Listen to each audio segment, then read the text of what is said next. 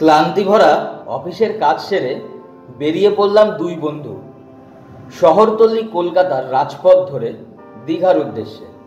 দক্ষিণেশ্বর মায়ের মন্দিরের রাতের আধো আবছা দর্শন আর মধ্যরাতে কোলাঘাটে পেট পুজো সারতে একটু বিরতি, কিছু গল্প কিছু গান, তারপর আমাদের আটটিকা গাড়ি হলো আবার চলমান।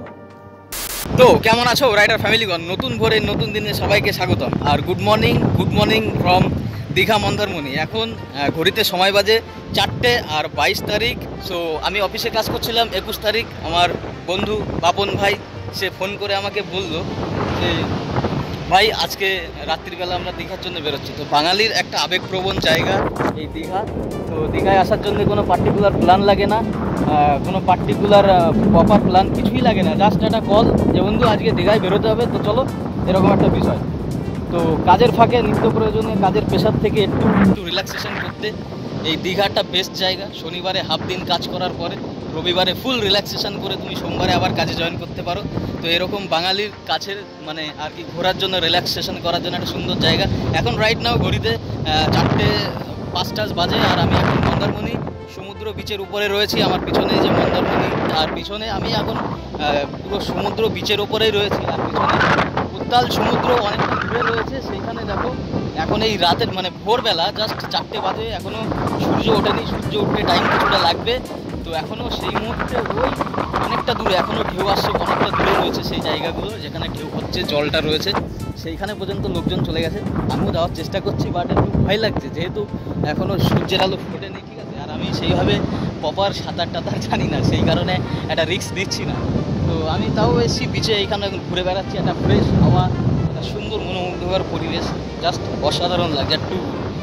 আর এইখানে শুধু এখন আমি একা নেই, আমি এসছি আর আমার এই যে বাপন ভাই এসছে, তারপরে ম্যাগনেটদা এসছে, আর এই যে আমাদের বাপন ভাই। এখন বাপন ভাই কিছু একটা মন্দারমণির পাড়ে বসে সূর্যোদয় দেখে এগিয়ে গেলাম সমুদ্র পাড়ের মোহনার সুন্দর রাস্তা ধরে ওল্ড দীঘা সমুদ্র সৈকতের দিকে। আশ্রয় ছিল হোটেল পুষ্পক, বাজেট ফ্রেন্ডলি ফিটফাট। কিছুক্ষণ রেস্ট নিয়ে আবার দুই বন্ধু বেরিয়ে পড়লাম old Digha new Digha signature ঝাউবনে।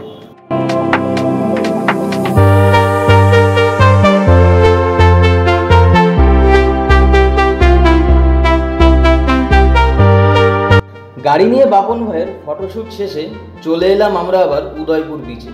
প্রচণ্ড রৌদ্রে দাবদাহে খেলাম একটা ডাব, ব্যাস এনার্জি পেলাম ফিরে, দিলাম সমুদ্রে গিয়ে এক ঝাঁপ, just jokes apart.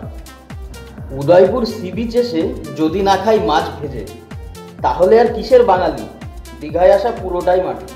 Udaipur beach ঘুরে দুপুরে খাওয়া হলো সেই পুরনো বিনা পানি রেস্টুরেন্টে। খাওয়া দাওয়া শেষে হোটেল পুষ্পকে এসে আবার রেস্ট।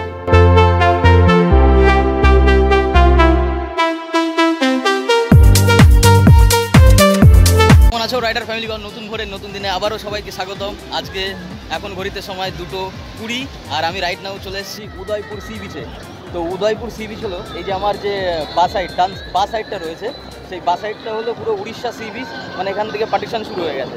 আর আমার এই যে ডান সাইডটা পিছনেই, এখন আমি যাচ্ছি সমুদ্রের দিকে। উদয়পুর থেকে যখন আমি সমুদ্রের দিকে যাব এই বিচ ধরে, তো আমার বাঁ দিকে পড়বে হচ্ছে মানে ওয়েস্ট বেঙ্গল, আর আমার এই ডান দিকে পড়বে হচ্ছে উড়িষ্যা। তো এই মতো একটা জায়গাতে আছি। এইখানে প্রচুর লোকের ক্রাউড, যদিও বা এখন ইলেকশন টাইম সেই কারণে একটু ক্রাউড কম রয়েছে, তার সত্ত্বেও অনেক মানুষ রয়েছে যারা এখানে এনজয়মেন্ট করছে।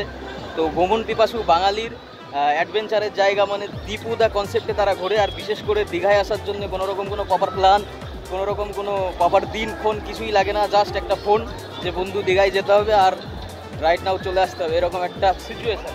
তো সেইখানে দাঁড়িয়ে আজকে আবারও আমি দীঘায় সেকেন্ড টাইম এসে একটা দারুণ মানে মজা, অফিসের নানা রকম চাপ থাকে সেগুলো থেকেও একটুখানি নিস্তার পেতে একটুখানি চলে আসা যেতেই পারে দীঘাতে। তো যাই হোক, ভালো লাগছে। তো চলো আবার এইখানে গিয়ে বাদবাকি কী আছে কি না, সারাদিন কি করি কি না করি সেগুলো সব কিছু তোমাদেরকে বলবো, ঠিক আছে? দেখো এইখানে এখন উদয়পুর সি বিচে রয়েছি, আর এইখানে রাইট নাও যে ব্যাপার স্যাপারগুলো হচ্ছে দেখতে পাচ্ছ, পিছনে বহুত রকম অ্যাক্টিভিটিস রয়েছে। ওইখানে স্পিড বোট রয়েছে যেখানে 200 টাকা পার হেড তোমরা বোটে করে গিয়ে সমুদ্রের ভিতর থেকে ঘুরে আসতে পারো। তারপর এখানে কিউ রয়েছে, ঠিক আছে, নানা রকম অ্যাক্টিভিটিস। এখানে হচ্ছে স্পোর্টস অ্যাক্টিভিটি, তোমরা চাইলে সেগুলো করতে পারো। আর আমি এখন রাইট নাও জলের মধ্যে পা ভিজিয়ে সমুদ্রের এই সুন্দর আবহাওয়াটাকে অনুভব করছি। তো তোমরা যদি চাও তোমরাও চলে আসো, দারুণ একটা জায়গা, সবার ভালো লাগবে আশা করি। রেস্টের পর শরীর ছিল চনমনে আর বেশ। সন্ধ্যার আধারে দীঘার ঝলমলে আলোয় ভিড় ছাড়িয়ে পৌঁছে গেলাম ঢেউ সাগরের পার্কের গেটে।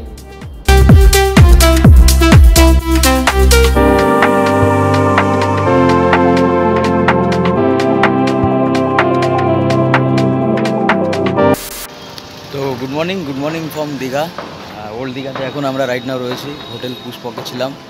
এখন সকাল 23 তারিখ, 9টা বেজে 10 মিনিট হয়ে গেছে।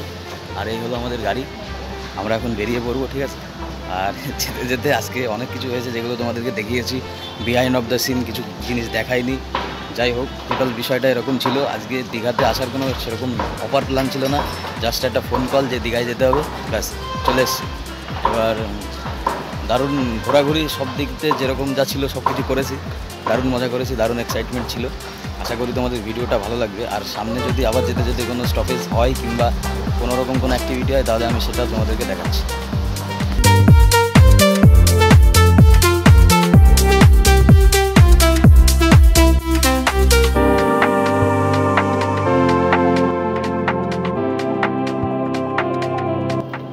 সবশেষে আবার বাড়ি ফেরার পালা, আবারও রাজপথে চলতে থাকা, আর সকাল সকাল সাক্ষাৎ মায়ের মন্দিরের দর্শন পাওয়া। অবশেষে ঐতিহ্যবাহী রাজপথ যশোর রোডের সুপ্রাচীন দাঁড়িয়ে থাকা গাছের ছায়ায় শান্তিতে বাড়িতে ফেরা। ভিডিও করছি এখানে শেষ। যদি বন্ধুরা লাগে তোমাদের বেশ, তাহলে লাইক কমেন্ট শেয়ার করো। আর দীঘা কবে যাচ্ছ জানিও তবে বেশ।